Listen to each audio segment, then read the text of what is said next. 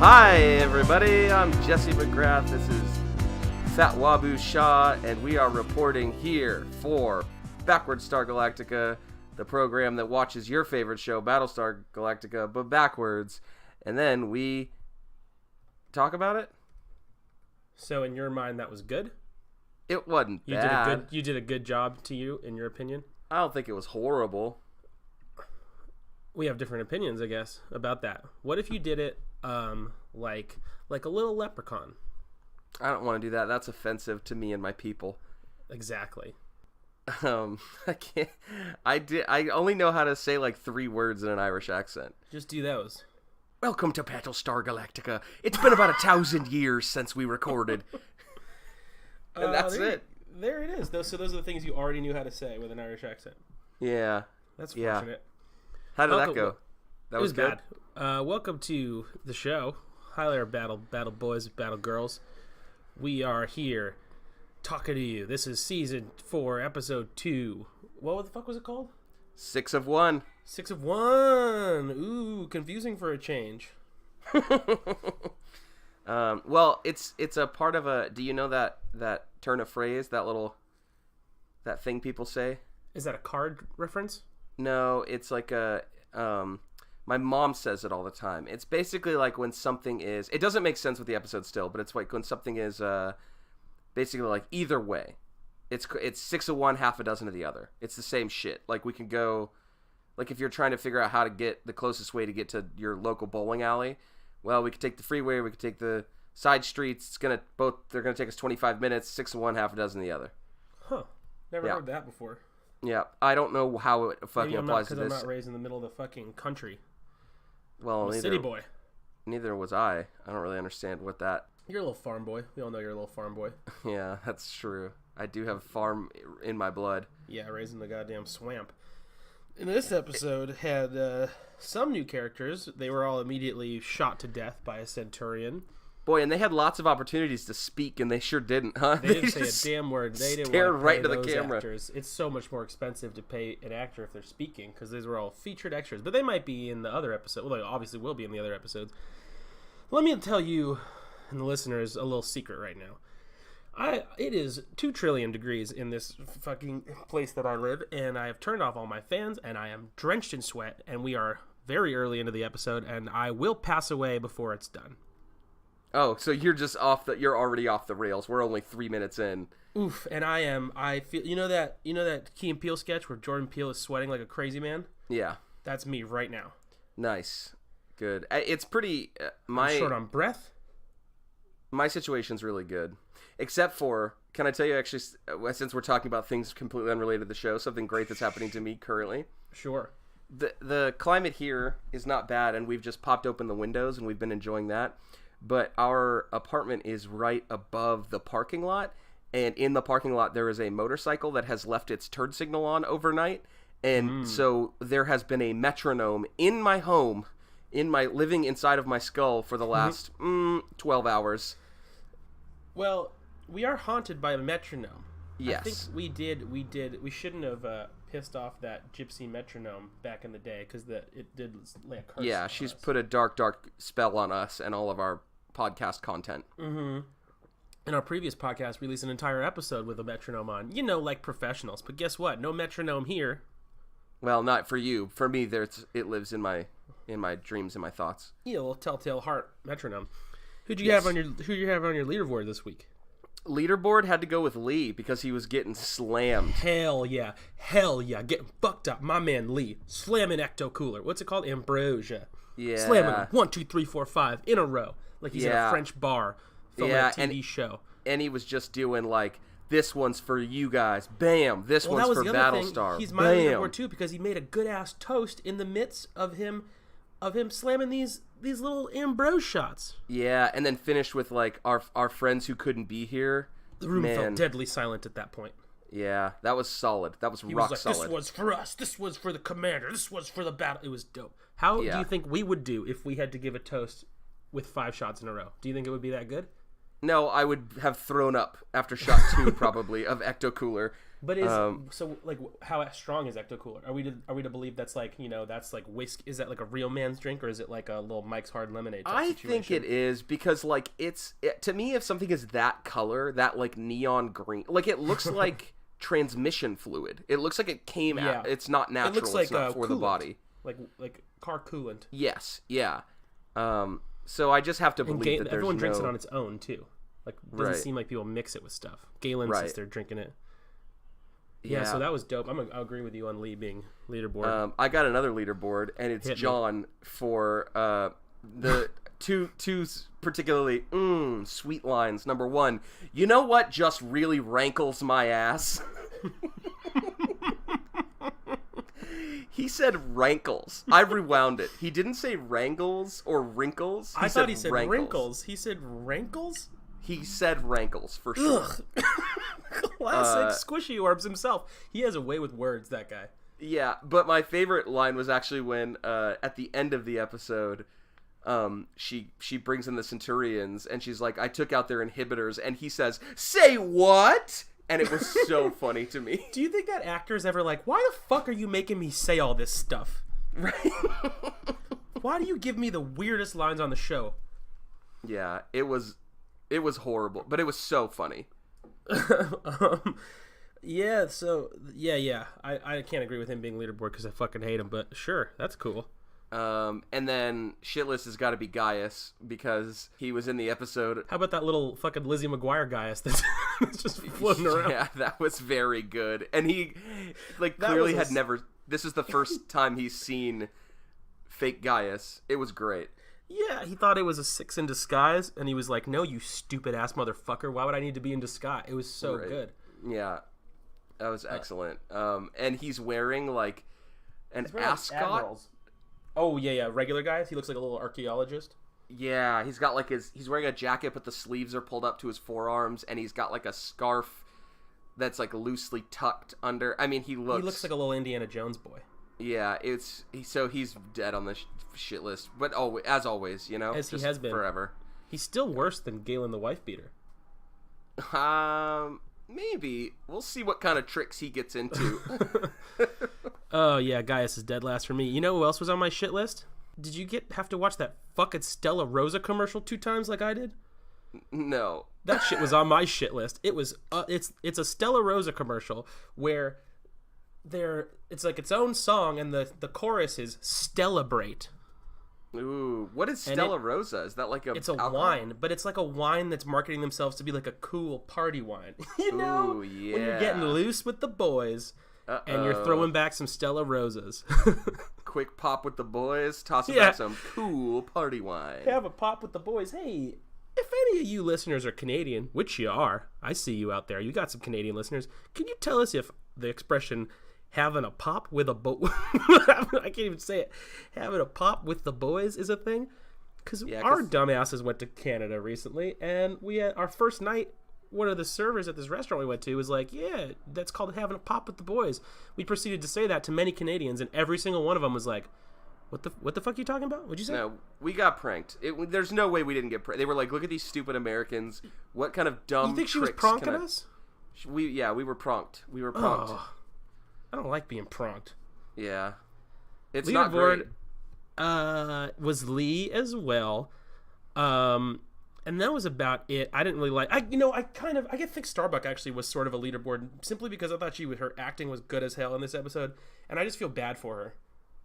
Yeah, more of a sympathy leaderboard. Sure, toss her that. That's fine. We also didn't mention that Lee. Another thing for leaderboard Lee is he hangs a big old smooch on Starbuck. Wet one right on the lips. She just down to cheat on Tublord constantly.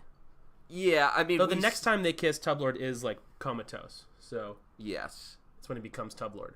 Yeah, when he is the one true Tublord. He is the titular Tublord. Yeah. And that's about it for Shitless and Leaderboard. Don't really have a loony bird of the week, though. I guess it's kind of Starbuck, but I see where she's coming from. Yeah, she does... She is kind of off the rails, but... I think that I'm right, and she's an angel. Like, so they kind of briefly mentioned that, like, that her purpose might be to lead them to Earth. I think that's her purpose.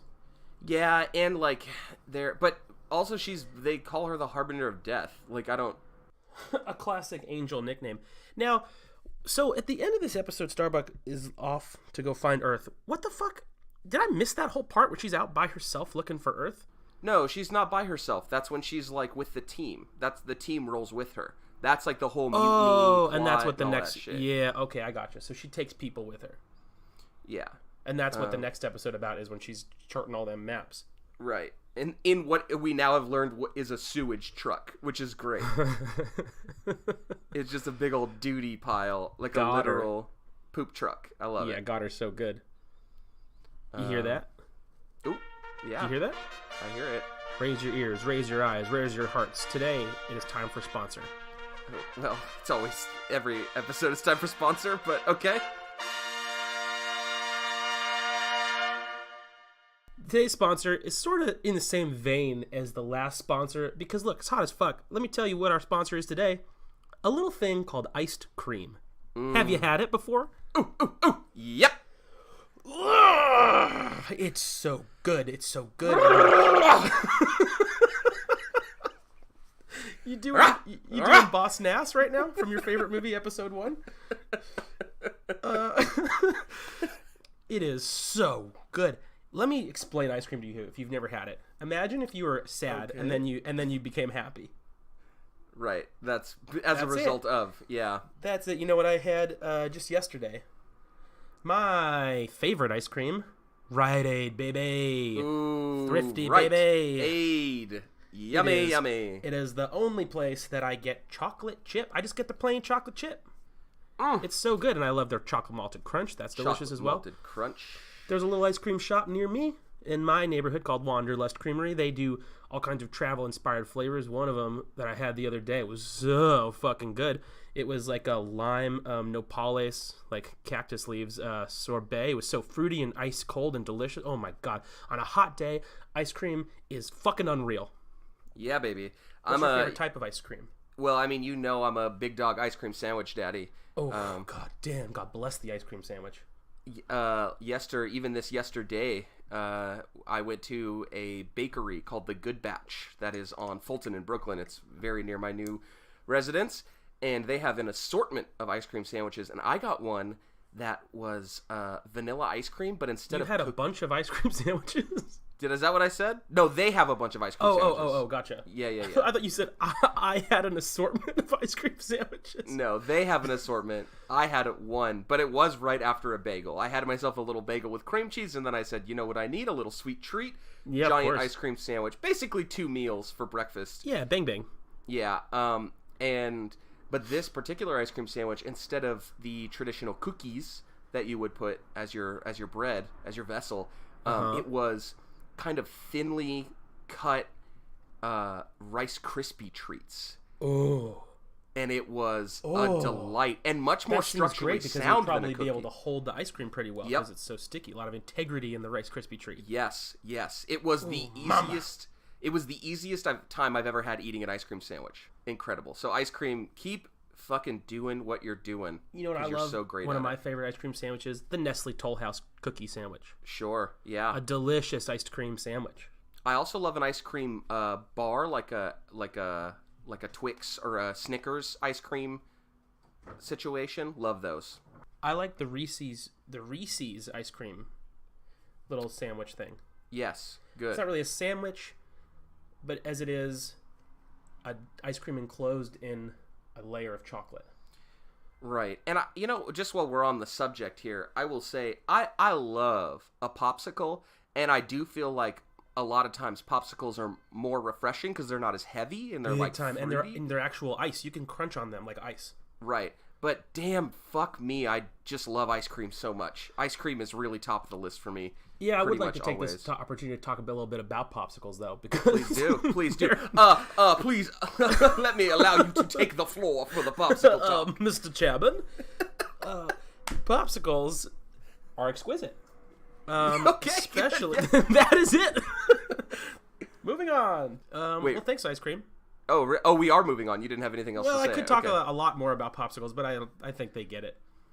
Yeah, they probably do. Hold on, though, real quick. What's your favorite popsicle? Ooh, I love, like, a paleta, like a little Mexican popsicle, like a little Sure. very fruity. There's a place in LA called Churro Burrow, and they do marvelous ice cream sandwiches. They make churro sandwich for the sandwich, but it really holds together well, and it's kind of light and flaky. It's fucking outstanding. But they also make their own popsicles, and one of them is a pomegranate lemon sorbet popsicle. Holy fucking shit! It's sour and it's cold. Oh, I might get one today. Oh, big boy! Gave myself a gigantic bone. Talking, you ever call it a bone? Sure. A bone talking about his popsicles. Bone is. Do like you a think baby. we could manage to say even a word correctly? Even just a single word? I said popsicle a minute ago. I know. Well, thanks to delicious cold treats on a hot day. Ugh, nothing better. Yeah. God bless it. Truth. In this episode. Yep. It starts off. Sorry, kind of zoned out for a minute. I am so weltering in here. I feel like, have you seen the movie Buried before with Ryan Reynolds where he's buried? That's how you feel right now in your feel like, yeah. hot room? I feel like I'm in a coffin right now. Yeah. I have stripped down to nothing but my skivvies. And I am I am covered in sweat. I'm so sweaty. It's fucking unbelievable in here. Good. I wish this was a video chat. Ooh, same. I'm not trying to give you a bone though.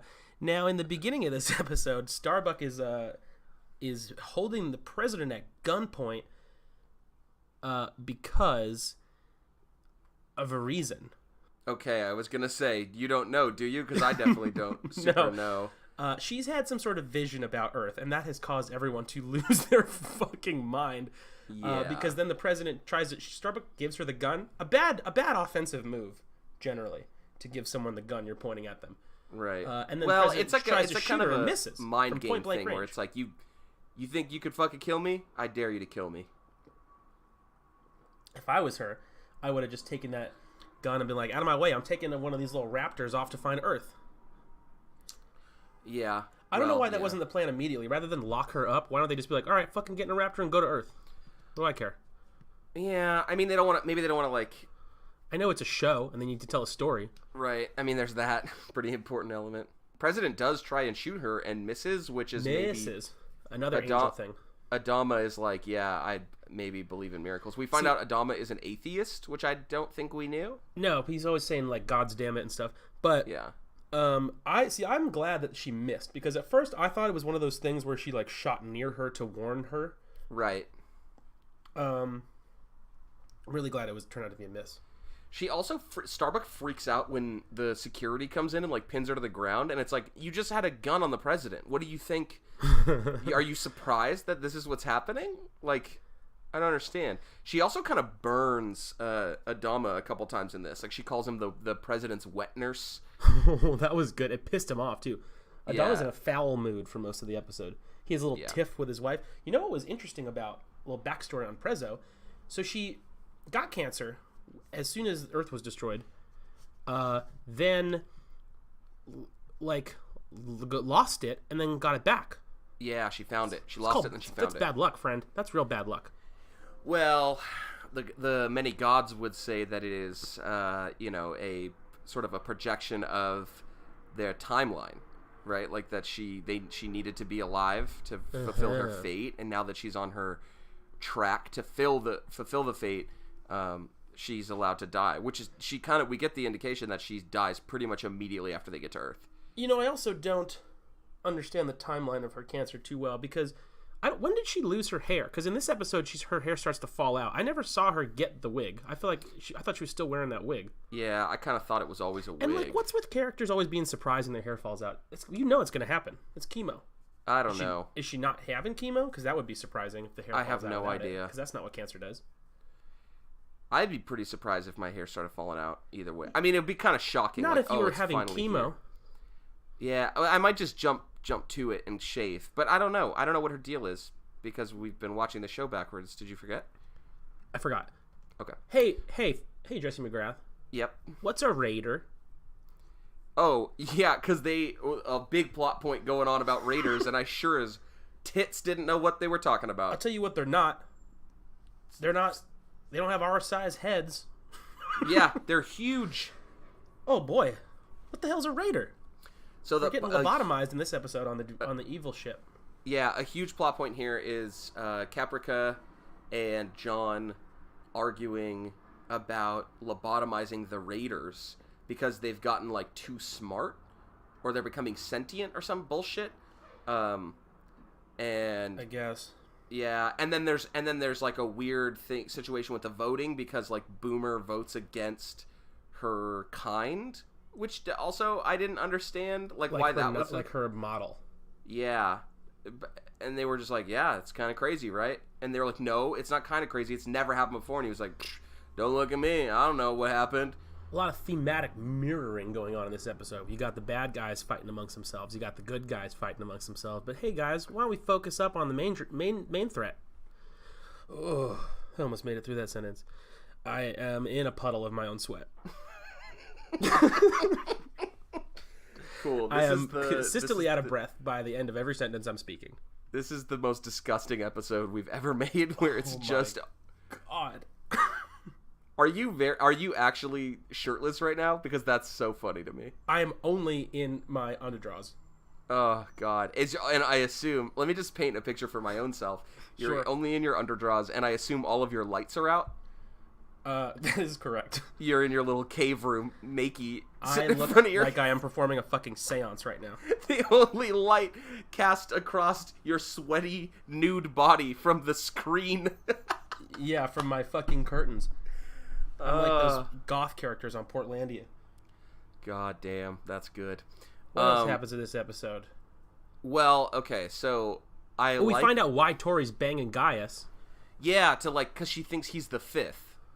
Well, they think he knows who it is. They think Deanna told him. They think so. Tori's getting in bed with him, literally and figuratively, to figure out what Gaius knows. Do we know who the fifth is? I feel like this episode I was like, oh. I thought it was Deanna, but I guess it's not. So who the fuck? Fifth? Who the fifth, though? Hey, who that fifth, though? We got Tublord. We got Tori. We got Galen. We got Saul. And then? Fuck. God damn it. Is it not Gaius? No. No. Fuck. Fucking shit. Back to square one. God damn it, we should know this. We've seen the end of the show. We've seen everything that comes after this. Oh, man. It's not Starbuck. It's not Gaius. It might be Gaius. Is it not? I don't think so. It wasn't Callie. Tublord, Tori, Galen, Saul. End of sentence. God damn it. God fucking shit. I feel like we're moving backwards right now. I thought we knew. Backwards to Galactica for sure. Oh my God. All right. Well, whatever. It's like, nah. This is stupid. Now, we have the return of McGaius in this. Right. Yes. Before she explodes. Yeah. How about just hold on? We haven't talked about just the fucking like party room when Lee gives that toast. Oh, it is wild in there. Yeah. Everyone's like hooting and hollering, playing some strip poker. Do you think this is the Battlestar's a booze cruise? I said it before. I'll say it again. Yeah, they seemingly have infinite alcohol. Unbelievable amounts of alcohol to last them. Like if you were floating through space, maybe they're making it. Maybe they probably got their own stills and stuff like that. They're still in that. I'm sure they got farm ships. Have we seen any other ships in this fleet? Like, are people on different ships all the time, or is it always on the Galactica? Besides, the Demetrius evil one. I think that the Quorum is on a different ship. That's why like Lee was getting on a Viper at the end with like a suitcase, and they were throwing him a farewell because I think it's on a different ship. Yeah. Yeah, that lower level is like the fucking lower level of the Titanic. Yeah, it's just not like great. Where all the Irishmen are getting drunk. Yes, that's like what that was. The party was very wild.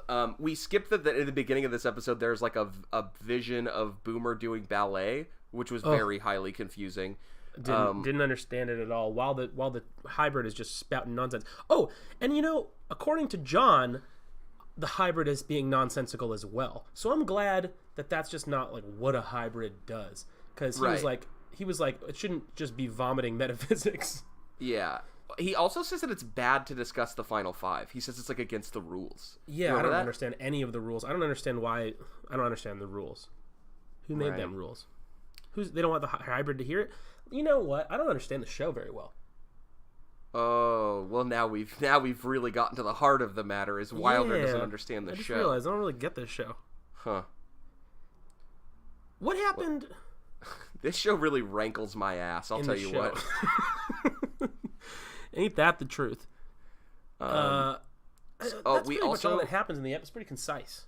Well, no, okay. So I have 2 more things I want to talk about. Number 1, when Gaius is talking to fancy Gaius, like imaginary Gaius. I guess he's a new character. Oh, he's not a new character actually. No, we've seen him before. He's in the very last episode. He asks like a live Gaius if he likes Tori, and he says, "quote she's a sexy lady." Yeah, they're being a couple of little middle school goons. They're babbling back and forth. Yeah, little preverts. And then they have sex, and Tori is just crying hard, and then it's just this is what I do during sex. I just cry. Yeah, but she doesn't for the rest of the time. So she must be. She's sad about something. I don't understand what. Yeah, I don't fucking get it. She can't be sad about tricking Gaius, right? Because fuck Gaius. No, I don't think she cares about Gaius. I don't think anybody cares super hard about Gaius.